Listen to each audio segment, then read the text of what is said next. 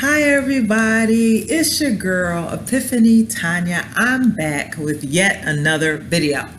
Well, today, kids, ladies and gentlemen, boys and girls, no, but seriously, make sure you hit that the subscribe button. I think it's there. So make sure you hit the subscribe, like, comment, share this video. Help me out.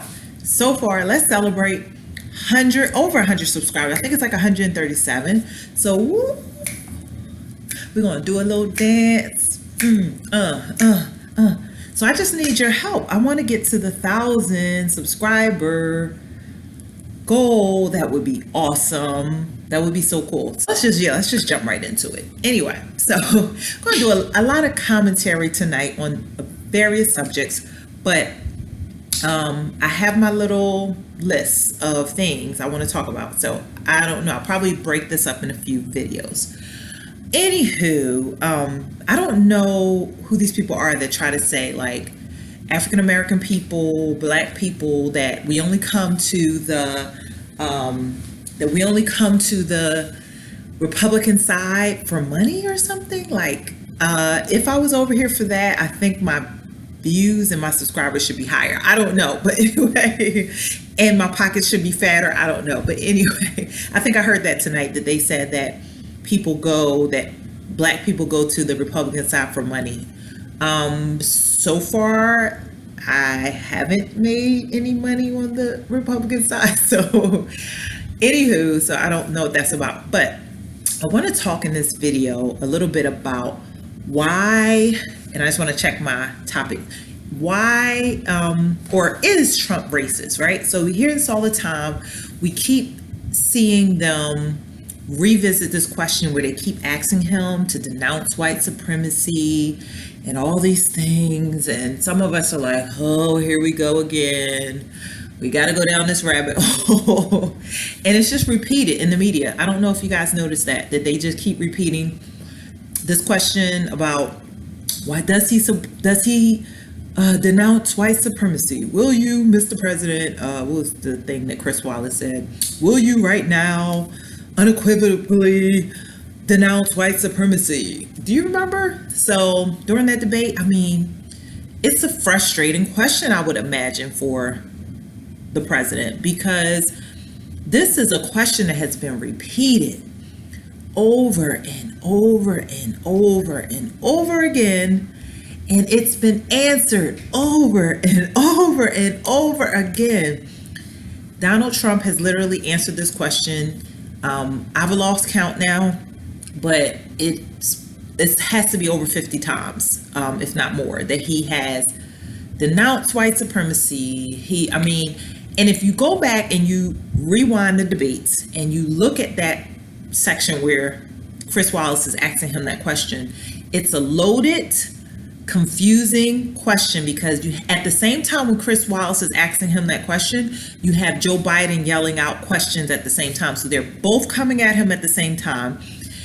Chris Wallace has packed his question full of different groups, and that's why I believe the president said, who do you want me to denounce? Because he put all these groups together. He put white supremacists, he put the Kenosha, which the guy Kyle Rittenhouse, they don't have evidence that he's a white supremacist. There is no evidence for that just yet. I mean, maybe it'll come out later some kind of way, but they don't have evidence to date that we know of that proves that this kid was a white supremacist. So how can he denounce something that you're lumping all these things and people together and coming at him? Okay, so but we have recordings, videos, repeated videos of Donald Trump denouncing, he used the word denounce, disavow. He said racism is evil repeatedly on video ever since the last election in the last term. So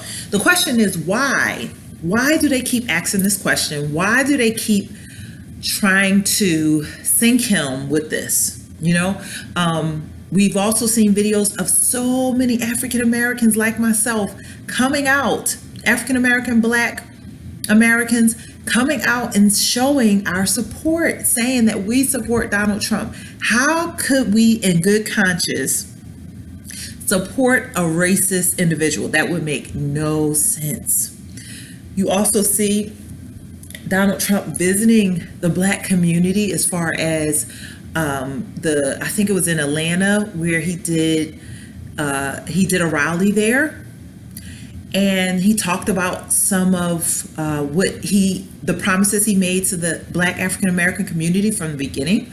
And so I will say for myself that due to circumstances, I was unable to vote in the previous election, which I can't say for sure based on where I was at that time in my political journey, that I would have voted for Donald Trump, right? Because I was still somewhat under that Democratic mindset at that time, right? I still was struggling, like, okay, thinking that maybe Hillary was the answer. And I think as women, some of us may, if we didn't know any better, we may have gotten caught up in, oh, it's a woman, first woman president, that type of thing. And that's how she probably won that popular vote, was one area. But I don't think that any of us would openly support a known racist, right? It has to be a reason why those of us who have decided to take this leap over here to Trump, there has to be a reason for that. Like, it's not just, I don't know all these different arguments I guess people make for why, we want to be white. I think I heard someone say, you hear people being called Uncle Toms, and which, by the way, I've heard that Uncle Tom was actually a hero that gave his life for other African American people. So which was actually a positive thing, that some kind of way African American Black people turned into something negative, to call a derogatory thing to call other Black people who associate, I guess, with whites. Very ridiculous. And let me make this clear for the record. I am a Christian before I'm anything, okay? I'm a Christian before I'm a Black woman. I'm a Christian before I'm African American. I'm a Christian, whatever label you want to put on it. Because I really, myself personally, like all these labels, like I could care less. I can poke holes in the term Black. I can poke holes in that. I can poke holes in, I guess we could all poke holes in the African American. A lot of, especially conservative Blacks, I noticed, don't like that term African American. They say that it's divisive. That's something that's just stuck with me, because I was a child when that term was first coined, and they said, oh, this is what we're now called. And, so as a child, that's something, if that's taught to you and that's a part of you for so many years, it's hard to just throw that away and throw that out like the baby with the bathwater. So I am more prone to call myself African American, and I don't want to do it to be divisive. Like, I don't want that to separate me from my Caucasian brothers and sisters.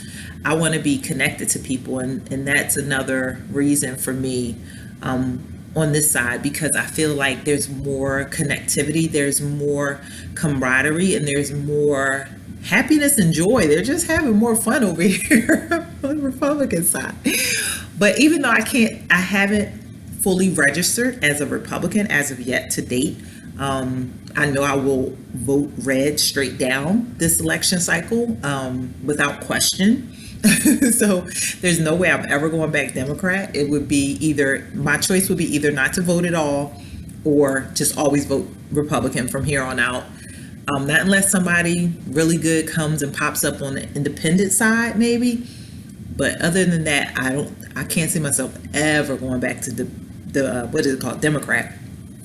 So anyway, but why? So why are they pushing this narrative of the racism? So I heard one commentator, and I can't remember his name, but he's on Facebook, on the Facebook Watch, and he was saying that a lot of them do it for moral superiority and to make themselves into the hero, because if they can use it to shame there are other, so like it's really whites that are using this this whole idea of white supremacy and the racism piece to guilt their white counterparts and peers, and to use African Americans to say, like, I'm on their side, I'm the good guy, I'm a hero, and you're bad, you know, white supremacists and all this other stuff. So that really made sense to me. I really think it's because it's not so much about Trump. I don't think it's so much about other whites against whites. I think those are all play factors in it. But I think the main thing is that they think that Black people are dumb.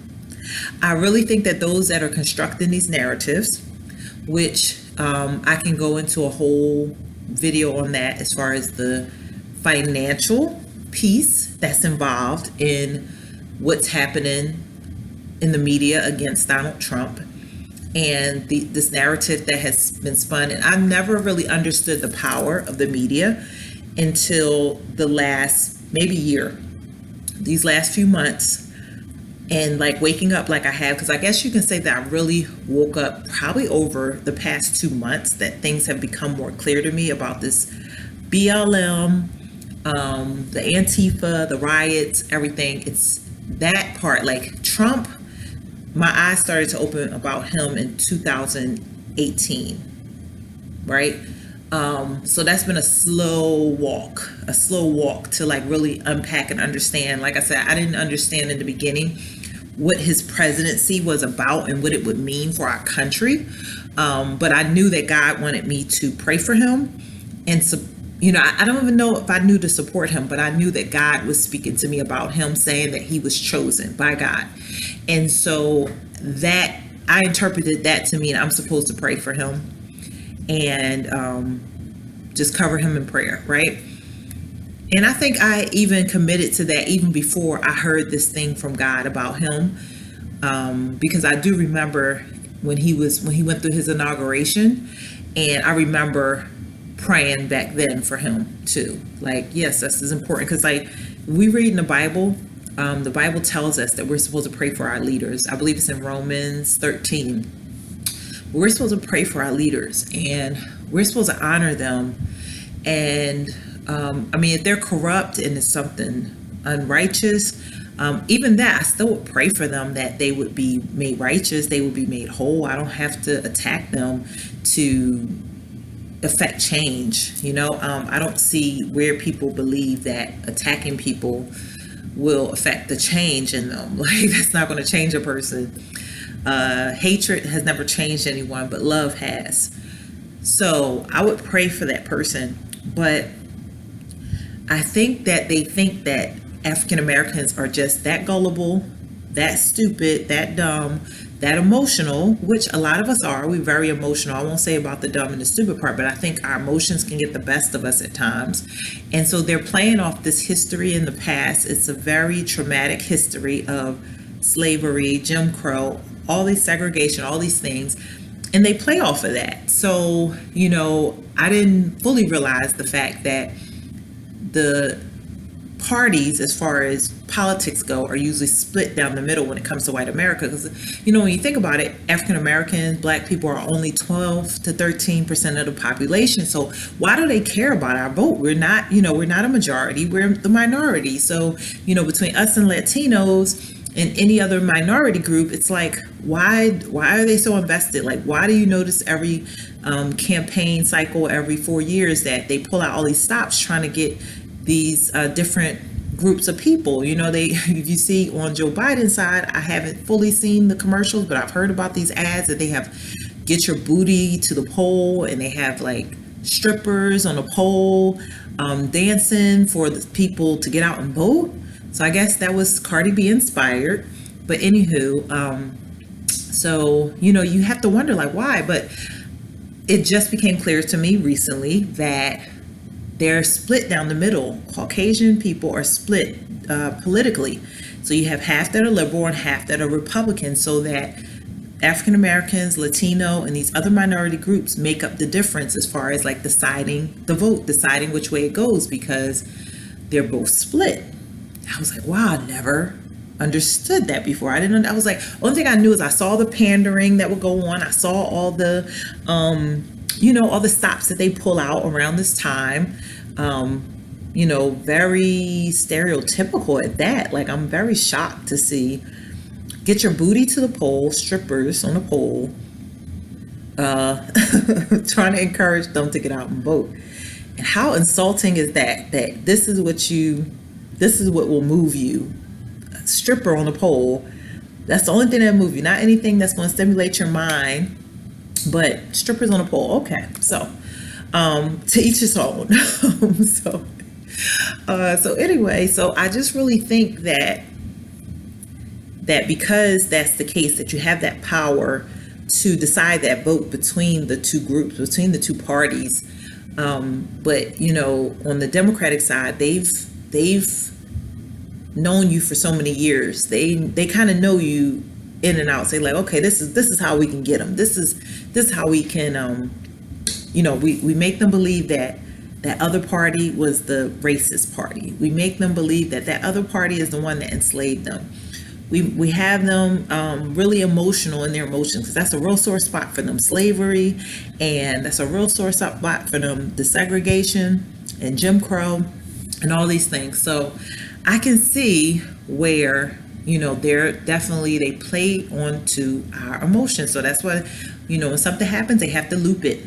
They have to loop that picture of that man, of that cop on that man's neck. They have to loop it, right? Because they want you to be in an emotional place. They want you to be connected to, so you're not thinking with your mind, you're thinking with your emotions, right? That's how they want to move you. So that's my best guesstimation of why they paint this narrative in this picture. I know also, as far as like why they hate Trump so much, that is a little more clearer to me than the why do they keep trying to paint him as a racist. The why they hate him is that when Hillary was running in that last election, right? In the last election, Hillary was running, but that people like George Soros and all these big name, Mike Bloomberg and all these rich billionaires had paid Hillary and gave into her campaign. And so this is my understanding. It was an article I was reading. I have to find that article for you guys, and I'll put the link in when I find it. But that they paid Hillary they gave into her campaign, and it was based on promises of what she was going to do for them once she was president. But they bet against Donald Trump, and they really didn't think, everybody, like exactly what Joe Biden said in that debate, that has always been their thought of him, that he was a clown, based on him being on reality TV, Celebrity Apprentice, and all this other stuff, that they see him as a clown. So they never thought that anybody would take him seriously enough to vote for him. They totally underestimated the American people being fed up with the establishment of you guys being in office and power all these years and not doing anything for the people, not helping people, lying to us every single election cycle, telling us all these things are going to get better, you're going to do this, you're going to do that, and nothing ever getting done. Our community's never changing, never getting better.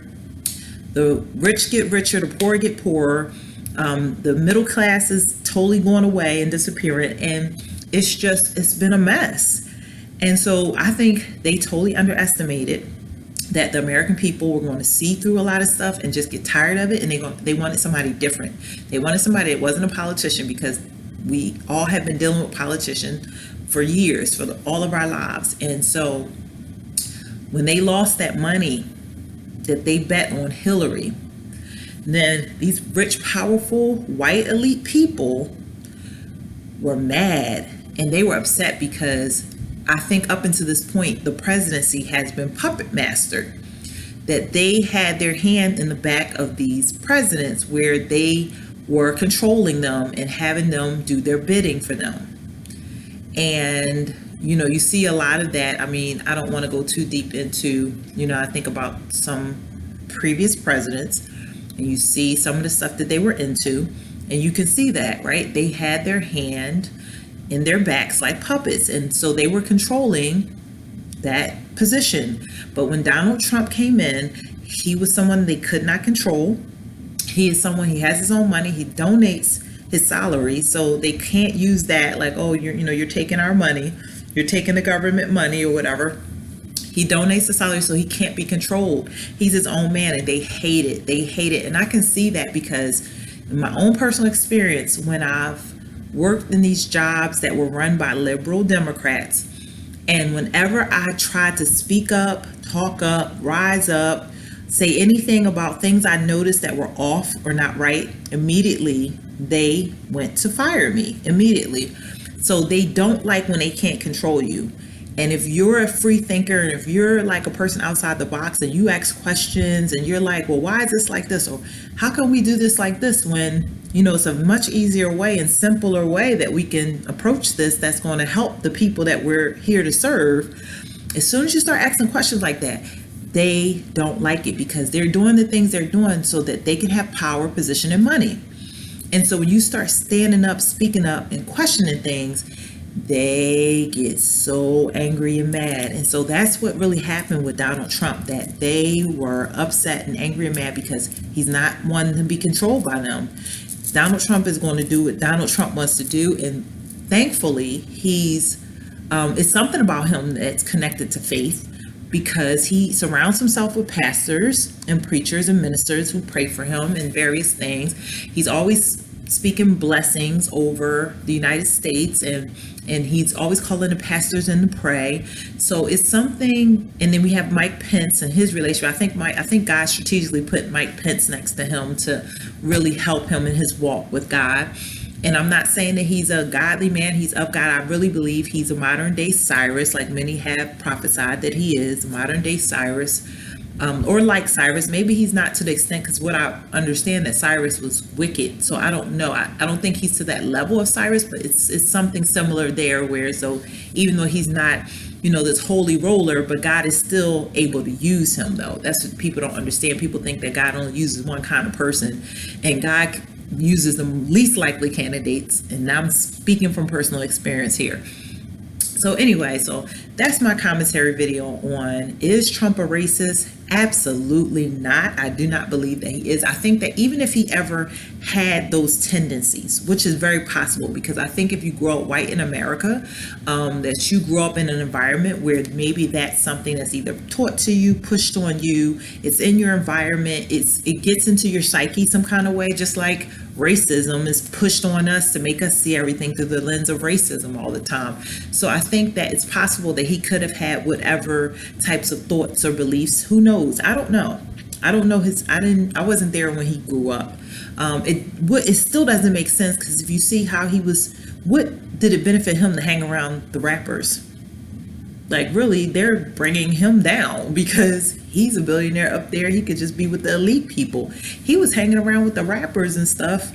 And, so that wouldn't make sense. Like, if you're a racist person, why would you want to be around those people? But anyway, even if that was the case, what the American public and people fail to realize, and that you miss, the point that you miss, is that God is a transformative God. God is a God who can take people and turn their life completely around. He did it for me, so that's how I know it's true.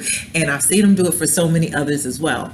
God is a transformative God. So just because of however somebody was yesterday doesn't mean they're the same person tomorrow, the next day, next year, next week. It was just maybe 4 months ago that I was posting Black Lives Matter on my page. Today, I want nothing to do with Black Lives Matter as the organization.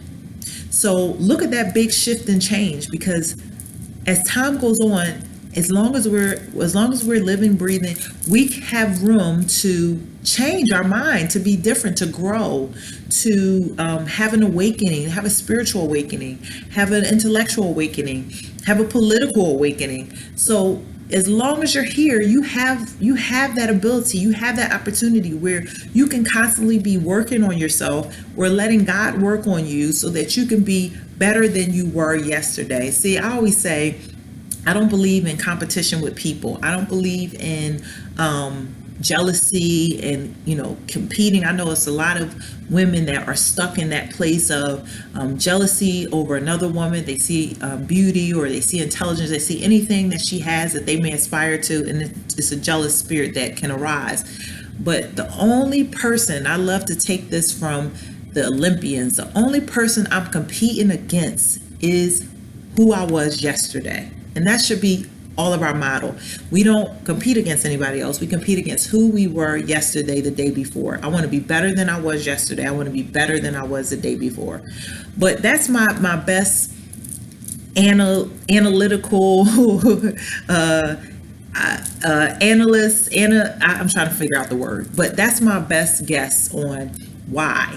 Why are they painting this narrative and this picture of Donald Trump?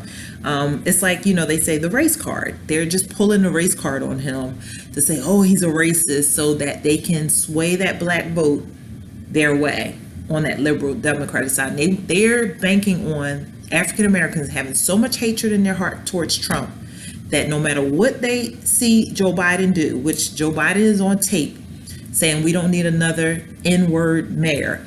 Joe Biden is on tape saying poor kids are just as smart as white kids. Biden is on tape. Joe Biden is on tape saying that he didn't want his kids to go to the racial jungle, Biden, because I can't think of any other name for him. Biden is on tape saying that he doesn't want his children around growing up with super predators. And he's talking about African American children, black and brown babies. So my guesstimation, no matter what Joe Biden does, he gets a pass, he gets an overlook, all these things, because they're banking on people's hatred for Trump being so great, because they keep painting this picture of him as a racist. And I'm telling you, it's not, it's false. It's not true. Why wasn't he a racist when he was in all those rap videos and songs? Every black guy on the planet, every rapper, some black, some white even, because you had, other rappers that were white rappers and they mention him in their songs. He's in so many rap songs. They're talking about, I want to be like Donald Trump, Donald Trump, Donald Trump, Donald Trump. Everything is Donald Trump. He was even Barack Obama has been quoted as saying that it's the American dream to be Donald Trump. So it doesn't make sense. You have to ask yourself, you have to start asking the questions. Why are they painting this picture of him that's totally false? And it was never the case before he rode down that escalator back 4 years ago. So if you don't want to take my word for it, just start asking the question, why? Why are they doing this? Why are they saying this? Why all of a sudden did he become a racist? Only for even people that were close to him. Other African American people, black people that were close to him said, I've never known him to be a racist. So it doesn't make sense. You guys gotta do a little digging. You gotta do your research. You gotta dig a little deeper and figure this thing out. This is big business, big money. Politics is big money and big business. And when these people have millions invested in one candidate or another, then there's no lengths they're gonna stop or go to. Right now, they're trying to bank on people's hatred of Trump. They are spending every commercial. It's Trump has caused the riots. Trump has caused the pandemic. Trump has every commercial I see. They're driving this narrative of everything being Trump's fault. So they're hoping that your hatred for him is so great that you'll take the actual racist over him. So anyway, this is Epiphany Tanya. I thank you guys for watching, subscribing, liking, sharing my videos. Make sure you go get any one of my books on Amazon. Matter of fact, let me give you a little bit of a surprise. So this one is Misunderstood. I don't know if you guys can see that, if it's turning out to be looking like it's backwards, but this is Misunderstood. This is the book about my life story. In case you haven't noticed, that's me on the front. So you can read more about me, and it's more so written like a novel, so you may not realize that it's about me, but I'm finally coming out and just admitting that this was my story. Not things I'm proud of, but hey, it was my life before Christ came in and saved me. So that's Misunderstood. Then we have, I don't have all of them with me, but we have The Marriage Purpose, right? So this is a book. I think this is a book for not just married people, but this is also, I really wrote this book for single people because I really want you to understand the true purpose before you ever think about getting married, which has to do with your relationship with God, right? So you want to be married to a man or a woman, but you don't really understand the whole purpose of marriage, why God said, let man and a woman come together and be joined. You have to get this book to get a little deeper revelation about marriage, right? So that's the marriage purpose. And then I have God's Diamonds. This is one of my favorite books because you are one of God's diamonds. And God gave me this revelation about the diamond and how we resemble the diamond because of all that the diamond has to go through to shine. And sometimes we can go through various trials and tribulations ourselves. And so God wants to show you how you're just like a diamond. Okay. So I love this. This book really is special to me. And then lastly, I actually have 7 books, but I only have 4 of them here tonight or today. And this is The Road to the Breakthrough. So this is somewhat of a memoir of what happened to me, this period of time I went through from, I'm trying to think of the span. It was like 2012 unto more recent. But then I kind of go back some into my salvation story around 1999. First church I ever joined or came across that God put me in order to help my transformation and my epiphany. That's my name. Help me come to that revelation. So anyway, The Road to the Breakthrough.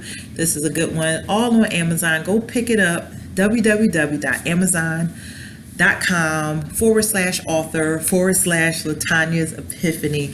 I love you guys so much. I appreciate you so much for watching my channel, for coming by and subscribing. Thanks for visiting. Thanks for coming by. Make sure you're subscribed so you can stay up to date for the latest videos.